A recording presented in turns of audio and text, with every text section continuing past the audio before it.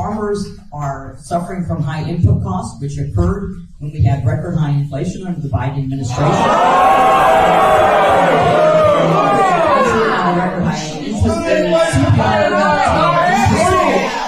CPI up to 9%. The farm economy. Those boos right there, the yelling at that candidate, that was coming from deep red Iowa. The people were pissed. The town hall was being held by MAGA Republican Congresswoman Mariannette Miller-Meeks. She represents Iowa's 1st congressional district, and she previously said that all she needs to do is show up at the Iowa State Fair and that she would never hold a town hall until, quote, hell freezes over. But she did hold this town hall and the people let her have it. You saw a taste of it right there, but I want to show you this moment where somebody was kicked out of the town hall after the first question was asked of Congresswoman Miller-Meeks about why she wants to deprive Americans of SNAP and starve Americans to death. Watch this powerful moment. Here, play this clip. So here's the first question.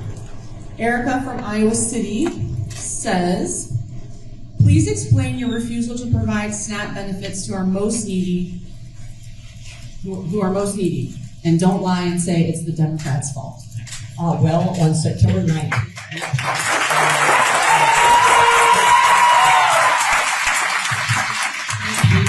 a continuing resolution that would fund the government until November 22nd. We passed a continuing resolution to make sure that the government was funded, which included funding for SNAP. So as we continue to pass a continuing resolution, so that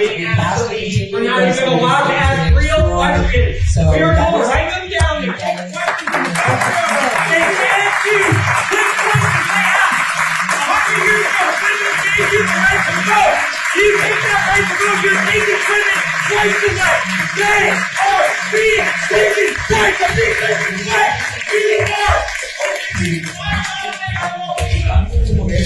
Have funding for the government. As you know, last night, 8 Democrats voted so that we could continue to fund the government.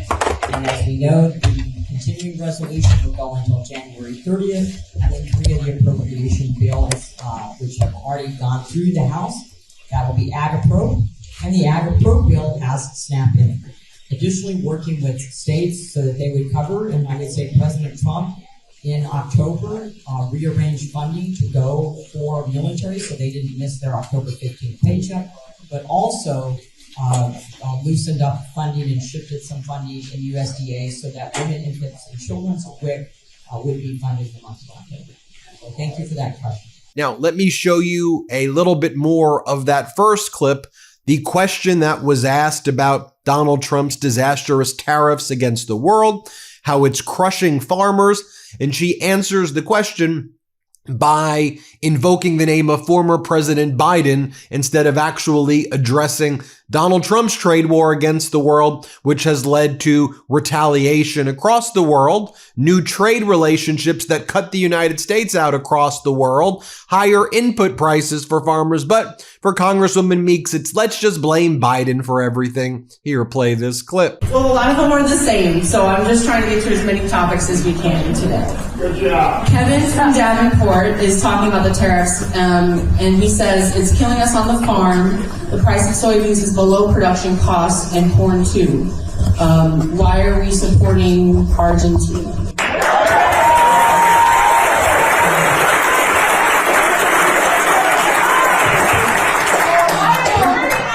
First and foremost, farmers are suffering from high input costs, which occurred when we had record high inflation under the Biden administration. Record high interest rates, CPI up to 9%. The farm economy has, I speak with farmers very routinely. I meet them on their farm, and farmers have told me about the egregious trade practices. They talked about the high input cost. In 2023, farmers were telling me that they were stressed that high input costs were a problem, whether it's fertilizer, whether it's pesticide, fungicide, seed. and especially when we have precision ag and trying to limit the amount of those things, they were functioning under high input costs. So we know that the farm economy has been stressed. It's why we worked very hard with the incoming administration to increase the RVOs so that there would be more markets for grain products and grain commodities. Not only working the RVO increase this year under Lee Zeldin has been over 2 decades since there has been any increase in the RVO. It is why we also work very hard on trade agreements, which are continuing ongoing, both within our state and as well as the federal government, which we have not seen in the past 4 years. And it's also why we're working at what we can do with biofuels and have better trade practices with the Chinese Communist Party. So I think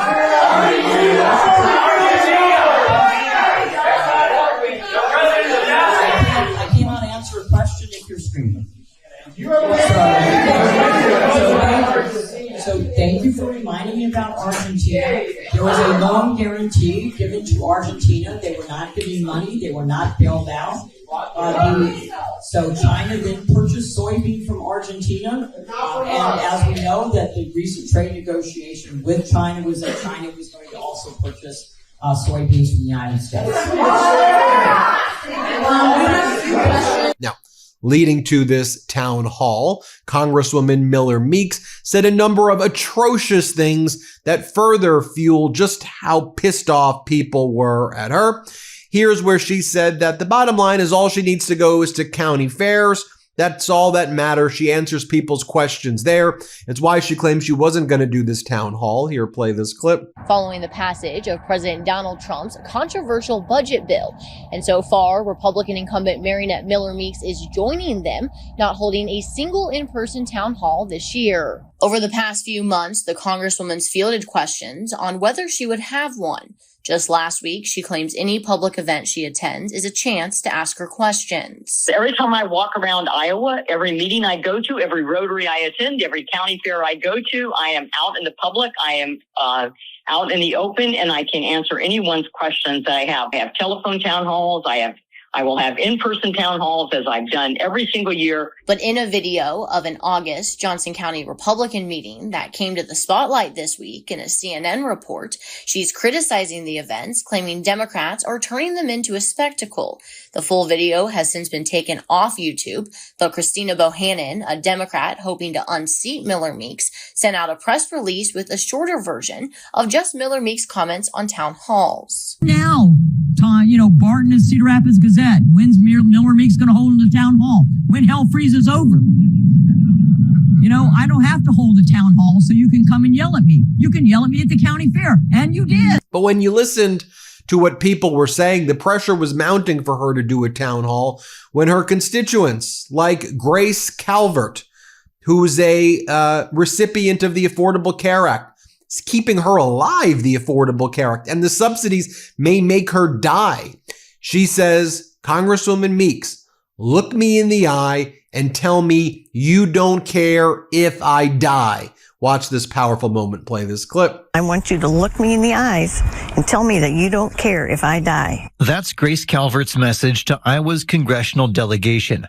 4 months ago, Calvert was diagnosed with glioblastoma, a brain cancer with a median length of survival of 15 months.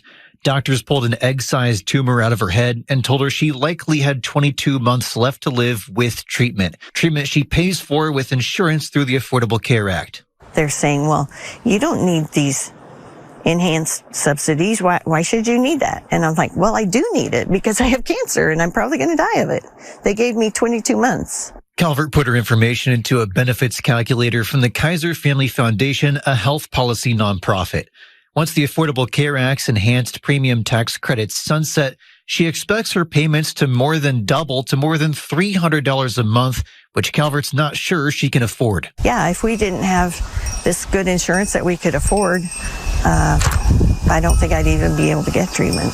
Calvert blames the credits going away on the Big Beautiful Bill, which did not include an extension to those benefits. Iowa's Republican representatives and senators all supported the Trump-backed bill. You can't tell me you work for us and then do something that it's going to harm us or kill us. Calvert says she's tried to speak with some of Iowa's representatives and senators, but hasn't had any luck. With her insurance soon to be in jeopardy, she wants to get her message to them out. Yeah, if we didn't have this good insurance that we could afford, I don't think I'd even be able to get treatment. Hey everybody, Ben Meiselas here from the MeidasTouch Network. I wanted to let you know about my podcast partner, Michael Popak's new law firm. It's called the Popak Firm. Michael Popak's pursuing his dream of starting his own law firm, really based on the popular demand by all the Meidas, Mighty, and legal AFers who were approaching Michael Popak with their cases and saying, can you help us? And at that time, Popak was not able to. So he went out on his own. He started the Popak Firm, where he is now handling catastrophic injury cases like car accident cases, trucking cases, malpractice cases, big negligence cases, wrongful death cases. So if you or someone you know have a case like this, the consultation with Popak's firm is free. Give him a call. See if you have a case.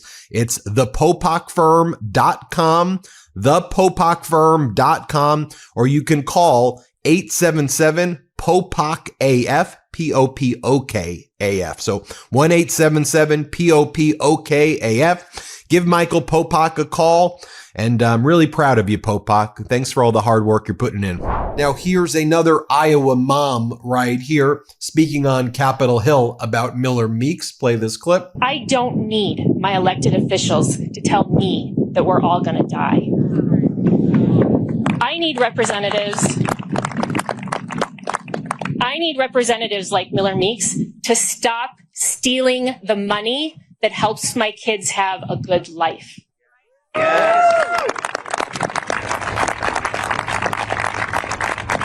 Representative Mariannette Miller-Meeks, who said hell will freeze over before she holds a public town hall or agrees to meet with me and tell me to my face that my kids should just die, I say, you took an oath as a physician to do no harm. Right. But you have shut down the government because you refuse to make sure people can go to the doctor and get their medications. I haven't slept through the night in months. I wake up terrified about a lot of things this regime is doing that hurt the people I love, including how my family can live with these Medicaid cuts. There are 600,000 other Iowans just like me who can't live without Medicaid. That's nearly 1 in 5 Iowans. Also, with the help of Miller-Meeks, Donald Trump cut 30,000 VA jobs, including a lot of jobs in Iowa. Let's play this clip. Desert Storm veteran Sergeant Joe Stutler is one of a few dozen who came to protest the decision to reduce VA jobs nationwide by 30,000 by the end of next month. This is my hospital. This is where I get all of my health care. Stutler joined the Army when he was 19. He served for nearly 20 years and deployed to Germany, Desert Storm, and toured with the National Guard and was injured while overseas. I expect the care that was promised in my contract. You know, we will take care of you if we break you. They broke me, and now I'm worried that they're not going to take care of me. According to the VA, around 17,000 jobs have been eliminated in the first 6 months of this year and plan to eliminate 12,000 more by the end of September. Going back to how this is impacting people in Miller-Meeks district, here's again the constituent, Iowa mom, talking about how a mother of 2 kids with critical and chronic illnesses who use Medicaid, what Miller-Meeks did to the disaster with the disastrous budget bill could kill this mom's children. And like, these aren't abstract freaking issues, okay? This is life or death for Americans. Here, play this clip. My name is Jonna Higgins Fries, and my family has lived, farmed, and worked in Iowa since the 1850s. I'm here today as a private citizen and mother of 2 kids with critical and chronic illnesses who use Medicaid. When Senator Joni Ernst and Representative Mariannette Miller-Meeks, my representatives, were voting for the big brutal bill to take working people's money away from Medicaid and Social Security to give handouts to the rich, someone shouted to Ernst that gutting Medicaid would kill an estimated 50,000 people a year. And Ernst said, "We're all going to die." My babies were both sick from the instant they were born in Iowa City. My older son already died once. he was born in cardiac arrest.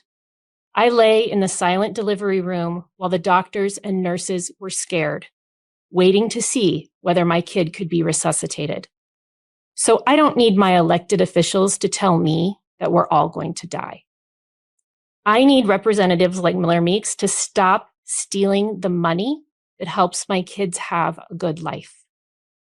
To Representative Miller-Meeks, if she were here and would speak to me, she said that hell would freeze over before she holds a public town hall on this topic. I say, you took an oath as a physician to do no harm, but you have shut down the government because you refuse to make sure people can go to the doctor and get their meds. And Miller-Meeks, though, wanted everybody to know in this voice message that anybody who claims that by getting rid of the Affordable Care Act subsidies or gutting Medicaid or shutting down rural hospitals, that could result in people losing insurance and dying, she goes, stop trying to fearmonger. That's never going to happen. Here, play this clip. So they don't care that people suffer as long as it gives them leverage. And then they'll also, just like they obscure and misrepresent the premium tax credits, they'll say this is because people will lose their insurance. People aren't going to lose their insurance and people aren't going to die. But what she does want you to know is that the real authoritarianism, she says, it's not Donald Trump. She's like, remember the COVID lockdowns? Well, by the way, that was under Donald Trump. She goes, but Governor Newsom, Biden, they're the real fascists. They're the authoritarians. Watch how pathetic this is. Here, play this clip. And when you talk about authoritarianism, let me tell you, my first 4 years in Congress were spent under authoritarian government. I've not forgotten that it was President Biden who ushered in millions of people across our southern border and didn't enforce our constitutional laws on immigration. It was President Biden who had a vaccine mandate, who kicked people out of the military if they did decline to get the vaccine, did not give them exemptions. It was President Biden and their administration who forced and cajoled and pressured social media companies to censor speech. So, and it was Governor Newsom who wouldn't allow people on the beach by themselves or in the ocean by themselves during COVID and shut down schools. So when you talk about authoritarianism, it was the past administration, and you have currently a Democrat Party who couldn't win the election in 2024 and now want to impose their will upon the American people when we're doing what they wanted. Speaking of getting booed, this seems to be a theme of all Trump MAGAs in public. Like, here was Donald Trump getting booed. You've seen this clip, but I think it's helpful in the context of seeing Congresswoman Miller-Meeks get booed. Here was Trump getting booed ruthlessly and loudly at the Washington Commanders game. Play this clip.